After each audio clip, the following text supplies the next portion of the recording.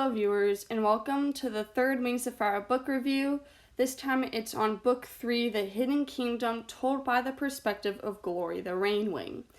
Now, one thing before we start getting into the characters and plot and my thoughts, when we left off with the lost heir, Webbs got injured by a blister because he was poisoned, and they think because Rainwings have venom that they could possibly heal Webbs' wound. And so they can find Glory's family. And then we start in book 3, The Hidden Kingdom, in the rainforest. And part 1 is called Rainforest Monsters. And the prologue is about Marosir meeting with a Sandwing named Nautilus. And Nautilus is the leader of the Talons of Peace. And we learn that there is an alternate set of Dragonets, or also known as the false Dragonets of Destiny. Because they don't like some of these Dragonets that have been chosen. They don't like Glory, obviously, because she's a Rainwing. They don't have a Skywing. Their replacement Skywing is Flame. It's just like, in case these Dragonets don't work, we have this other set. The Talons of Peace and the Nightwings are really desperate to make the prophecy the way they want it to. So I thought that was really interesting. And we first get a glimpse of this idea in The Lost Heir, but we really get into it in A Hidden Kingdom and in The Dark Secret. So that was one thing that was going on. And the perspective with Glory, she is really cool, and I love the way she thinks in this book. She really doesn't like feeling exposed at all. And I found that really touching because she feels like she should work things on her own. I mean, she's always been told, like, her life is worthless. She doesn't matter. She is lazy, helpless, and she shouldn't exist in this world. And she's been, like bashed down about it her whole life, and now she's out in the world, and she realizes, when she gets to the Rainforest Kingdom, I really didn't matter. And one thing that she learns that she does need in this world are her friends, because she wants to take care of these problems on her own, but she needs the support of others, because if it weren't for Clay, Tsunami, Starflight, and Sunny, Glory probably wouldn't be here. And I find that really touching and cool. One of these examples is, in part 2, there's this cave there's this pitch black hole, and there are these Rainwings going missing. She hears dragons going up to the queens. Yes, queens, that's plural. In this case, Queen Magnificent. We thought it was Queen Dazzling, but nope, there are multiple queens. I think there are 7? I can't remember. But so, Glory is okay, this is not what I imagined it would be. There's pros and cons to the Rainforest Kingdom. I know I go, from one topic to another. But Glory finds out why she's been kind of tired, and it's because of sun time. She gets energy from the sun, and that's what would make her scales look all polished and sparkly. Well, not sparkly, but vibrant. Because the other Rainwings described her scales looking a little dull, because she's been underground her whole life. She had no access to sun until just recently. And another thing that I thought was really cool, she doesn't want to show her emotions. So when she's scared, her scales would be a pale green or something like that. And Starflight would notice this and be like, Glory, are you nervous? And she hates it when her friends can read her emotions. And I can understand that. She doesn't want to feel exposed and unworthy. And I can relate to that to a certain degree. So it's really cool to get to know how fierce she is, how independent Glory is. And I love her a lot, and the fandom loves her as well. Well, you guys know that. the beginning was about these mudwings and coming in the rainforest, and they have to hide. Glory can camouflage, and Sunny hides behind Glory because her scales are golden. And so then there's like these two mudwings, and then Glory sort of follows them, and then she sees that their throats have been slit. Like, their heads have almost been, like, they're almost decapitated. And so from there, there's this rainstorm that was happening during those events, and it stops. And then what happens is there's these darts that end up shooting Sunny, Webs, Clay, and Tsunami, because Sunny, like, she disappears, and then one by one they kind of get picked off, and then Glory's like, you know what, get out here, fight me, basically. And so then she meets two Rainwings. One of them is named Jambu, the other is named Lyanna. And they ended up trank darting her friends, except for Starflight. And so we don't see them very much in the beginning, but while her friends are sleeping, Starflight is with them. She learns about the Rainwings, and she quickly sees that the Rainwings were not interested in what happened to Glory, why she was never there. They wanted to teach her sort of the Rainwing ways, and she's like, you didn't care that I was missing or gone, or that I might have needed your help. And it makes her feel helpless, and she learns that her egg wasn't stolen because the eggs are in clutches in the hatchery. Like, they're all together. Nobody knows whose family member is whose. The only way that you can find out if you're related to another Rainwing is if their venom touches and sort of mixes, then the venom would stop spreading. Which I find that touching, because we find out that Glory and Jambu are brother and sister, or half brother and half sister. Jambu he's a rainbow with pink stars. I don't know. He is a jolly boy. I absolutely love Jambu. It's nice to have a happy dragon in this universe who doesn't like killing and death. So I appreciated that. Lyanna, she also hides her emotions well. You can tell she gets irritated at times, but she tries to, like, conceal herself like Glory. But we don't know Lyanna too much. I don't think we see her after this book. But anyway, Glory wants to meet the Queen because they were there to heal Webs' wound. And then she's like, wait, where is Queen Dazzling? Because at that point her friends had woken up. And what was funny was, while they were waking up or whatever, Starflight put a melon to Clay's nose, and Clay tried to follow the melon, and it was hilarious. And when he woke up, he's like, why were my cows smelling like fruit? It was hilarious, and that's one of my favorite scenes in this book. So once their friends are awake at that point, they go to meet the Queen, and then we meet this Rainwing named Mangrove.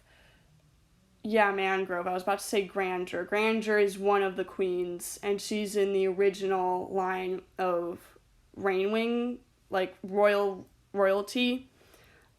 She's probably the oldest dragon in Pyrea, because her daughters were the ones who sort of got the Rainwings to be the more pacifist tribe, because she was in the original line, and we later find out that Glory is a descendant. But sorry, there will be spoilers. I'm sorry, but this is a book review, so I can put that in the caption. But anyway, so Glory's like, you have missing Rainwings? How many are missing? And I forget how many, but the youngest is said to be Kinkachu, who is 3, and the oldest is orangutan. And dragons in this universe can live above 100 years old. I can't remember how old orangutan was, like at least 110, I think. And Glory's like, you know what, we need to help you out here. So she tries to, so Mangrove lost his partner, Orchid. And Glory's like, you know what, we're going to help you out. So they try to find clues to where she was last seen. And at that point, they end up finding like this nasty smell, this scent. And they ended up finding an injured sloth with an infectious bite. And so they're like, wait, how did this happen? And there was that big hole that I mentioned earlier. And Gloria's like, there must be some creature coming in and out of here taking Rainwings. So they wait that night, or at least Clay and Glory do. The rest go back to the, I would say kingdom, I forget.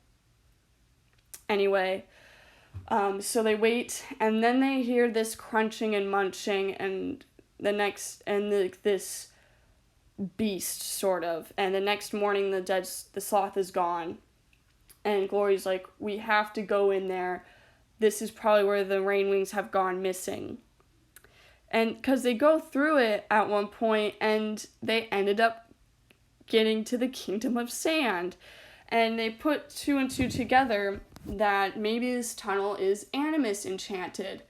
And Animus magic, we've learned more about it with Anemone in the previous book, The Lost Heir. So we're kind of questioning, like, wait, who made this tunnel? And we do find out before the end of the arc, but I'm not going to say anything else other than that. So by this point, the Dragonets of Destiny and Jambu are in the Sandwing Kingdom. And this is at the point where we're part 2, Sand, Ice, and Smoke. And so they avoid Burn's Weirdling Tower, and they decide to go meet Blaze while they're there. And so they travel up north to basically the border of the Ice Kingdom, a little bit south of that. And so while they're there, Glory goes off on her own, kind of looking at Blaze's fortress, which is actually kind of cool in the books. It's like, I want to describe it as this like metal building, but the graphic novel makes it look really cool. It's been a while since I've read the actual book. But anyway, Glory ends up seeing a dragon, and it's a Nightwing because the dragon can breathe fire. It is no Sandwing or an Icewing. And she confronts the Nightwing, and we find out that he is Deathbringer. And so Glory disguises herself as an Icewing and demands why he is there. And Deathbringer is kind of like surprised with this. And so they have a conversation. And Deathbringer is like your typical charming, optimistic, sort of showy-offy kind of dragon.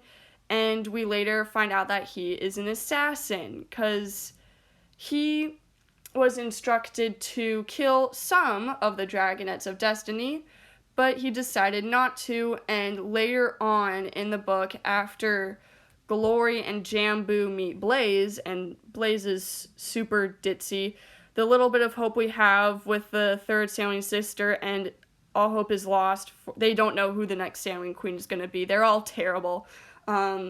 Glory invites Blaze to meet the other Dragonets of Destiny. And so while they're there, Deathbringer shows up, and he attacks Blaze, because he thinks that it would make his mission a lot easier. He's basically alternating the plan, so to speak. So the Dragonets of Destiny do everything they can to keep Blaze alive, knowing what Blister and Burn could do in the Sandwing Kingdom and to the rest of Pyrea if Blaze dies.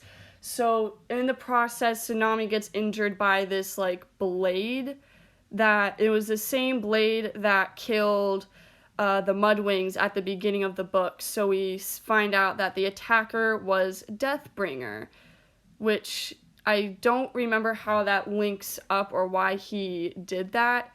I mean, yes, he's an assassin, but anyway, Ice Wings show up because Blaze relies heavily on Queen Glacier for help and support and all of that. So the Dragonets decide to head out of there. And what was really funny and terrifying at the same time was while we see Blaze and she sees that Glory is actually a Rainwing and not an Icewing, she kind of wants a coat of Rainwing scales, which is hilarious and terrifying at the same time. So that happened, and Glory decided to not kill Deathbringer. Tsunami kind of questioned why, and Glory doesn't really want to kill anyone if she doesn't have to, or at least that's her excuse. Because Glory, admittedly, she doesn't want to kill Deathbringer. She somewhat likes him. He spared the Dragonets of Destiny, because he's working for the Nightwings, obviously. So they go back to the Rainforest Kingdom, and while they were there with Blaze, Sunny asked her, how do you heal Sandwing venom? And it's cactus juice. So that is how Webs is healed later on in the book, or it's off screen somewhere, but Webs is okay. And then we get to Act 3, which is called A Throne in the Treetops. And there are some events that happen in between with Deathbringer and Glory going through the tunnel to try and find the Rainwings. So there are things that happen in between, but Glory, she ends up getting caught while Tsunami is watching Deathbringer, because we meet him again. And so Glory gets knocked out, and then some dragon is dragging her through the tunnel. She gets knocked out again, and then when she wakes up, she sees one of the missing Rainwings, who is Kinkachu. It's the youngest Dragonet who was caught, and she is this bubbly, active, bright yellow and pink dragon. She's amazing. I love her. She was one of the caught Rainwings, and so Glory's like, this is where we are. We are in the Night Kingdom on the island. And so we find out that the Nightwings are living on this crap island with a volcano. It's disgusting over there, and they're not as powerful as they make themselves sound, which was really interesting because we think that like they know everything. They're on top of Pyrea. They're so powerful when they really aren't.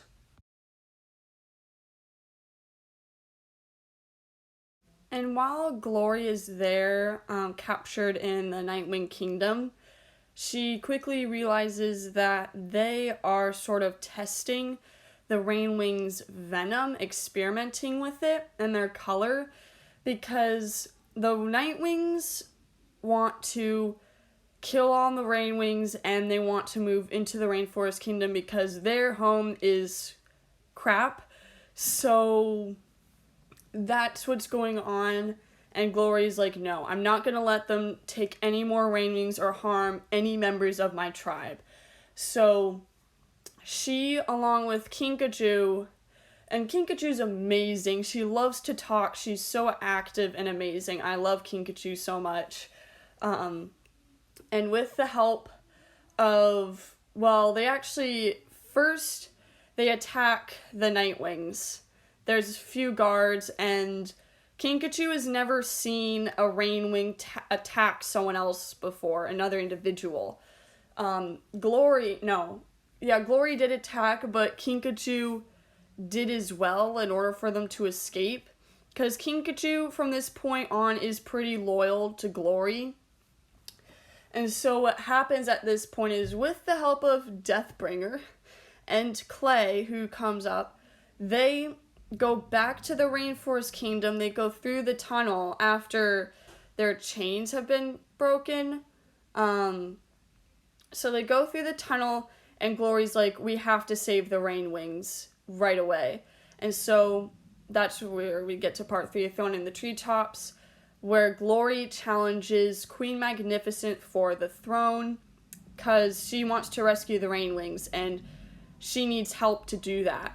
And so that means she needs the Rainwings to follow her and listen to her, and they won't if there's another dragon in power.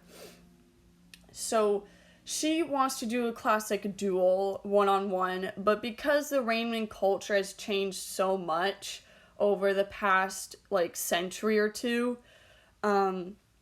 there is this sort of old tradition, or not an old tradition, but there's this way for the Rainwings to sort of duke it out.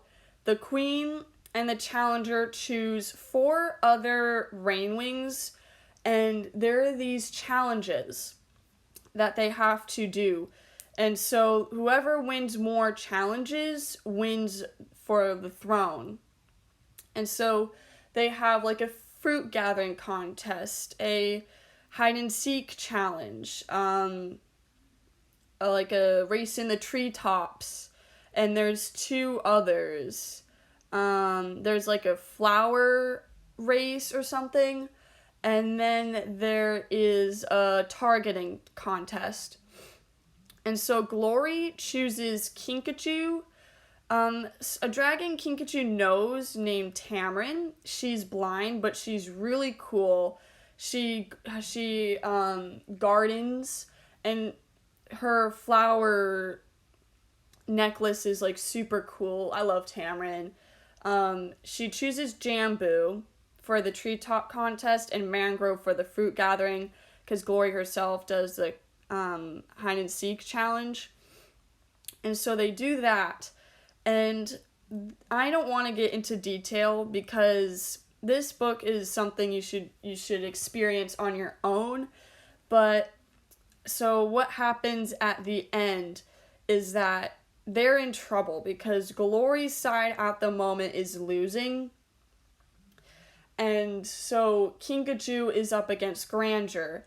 And Grandeur, like I mentioned earlier, is the original queen. And there's this accident that happens, and Kinkachu ends up getting hurt in the process. And so Glory sort of demands Grandeur to sort of shoot their venom at Kinkachu's wound in the wing, and the venom stops spreading. And because Grandeur sees that not only does Glory deserve to be queen, she wants to be queen. And we see that Glory is also in the original line for royalty with the Rainwings, kind of like how Tsunami is. So Glory ends up winning, and she deserved this ending because she's been told her whole life that she's useless, worthless, and doesn't matter. And now she has a purpose to save her tribe and to be one of the greatest individuals Perry has ever seen, to make her tribe great and amazing. And she's like, I will lead them to our great future. And so it ends with that. And the epilogue, at the very, very end, Starflight has gone missing. And because Glory wants to go attack the Nightwings and save the captured Rainwings, they think Starflight sort of left them to tell the Nightwings, because he doesn't want his own tribe to go extinct, That's horrible. So, but he ends up getting caught by sort of kidnapped by the Nightwings, because they're like, something's going on. And so they grab their Nightwing Dragonet of Destiny, and then that's where we go to the next book. And so the epilogue is with the alternate Nightwing Dragonet Fate Speaker seeing Starflight being brought in. And so then we go to book 4, The Dark Secret. I absolutely loved this book. It's my favorite book in the first arc. Glory was an amazing perspective, and I love her development throughout the book. That was a plus. Everything Tui writes is amazing. The one gripe I have with this book is that I feel like the way Glory won the throne was it was just thrown at her. She didn't actually win. It was just sort of convenient in the moment. Like, we already saw this with the Lost Heir. Like, we already had royalty. We didn't need her to automatically be queen. But it was still really great. Part 2 was a little weird, going from the rainforest all of a sudden to the Kingdom of Sand. But I still really loved this book. I certainly recommend it. And so that's it for this review, guys. I hope you have a nice day, and I will see you in the new year. Bye, guys.